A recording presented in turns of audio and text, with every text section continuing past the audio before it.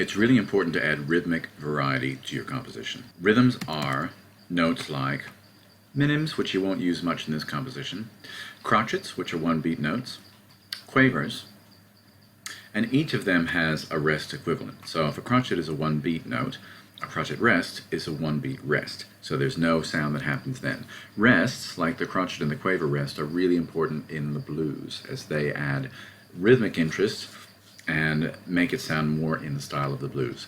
If you take two quavers, which are a half a beat each, and you beam them together, it's called a beam, then you get a swung sound in the blues, ba, ba, ba, ba, ba, where the first one sounds a bit longer than the other. So as an example, here's my blues. Hear how the ba, ba, ba, ba, ba, they have that feeling of being long and short. I have a mix of crotchets and quavers. And I have a rest here, and I have a rest on the first beat because that gives me some syncopation. Syncopation is an accent in an unexpected place. So we expect our music to have an accent on the first and the third beat, and on this first beat there's nothing, and we get an accent on the second beat. So it sounds like this.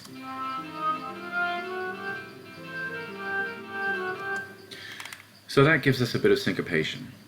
Another way to get syncopation is to tie your notes together, and on MuseScore, this is the tie. So without the tie, this sounds like this. We hear both notes twice. When I tie them together, it sounds like this. So that just gives that a little bit of a hanging on across the bar line, and then makes the accent feel like it's on the second beat. So you can add rhythmic variety by adding ties, by adding rests in places where it makes syncopation happen. Here I've added some quaver rests, and if you recall, quaver is a half beat, quaver rest is a half beat.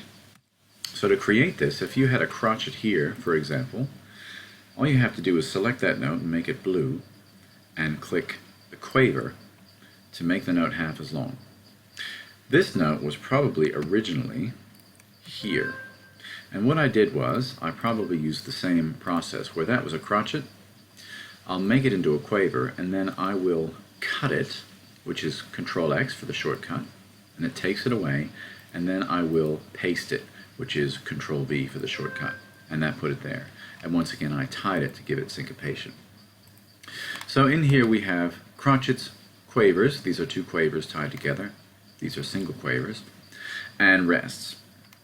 This is a bar where we have just crotchets. If your entire composition is just crotchets, it does not include rhythmic variety, so make sure that you change things up. Even here,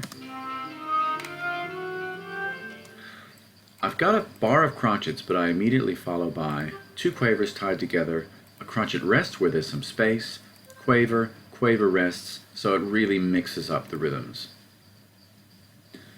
You can, if you're going to use a minim is a two-beat note, it's probably best to use it on the second beat. So if I turn that into a minim, I've got this. Although the voice leading isn't fantastic, it gives me that extra punch on the second beat.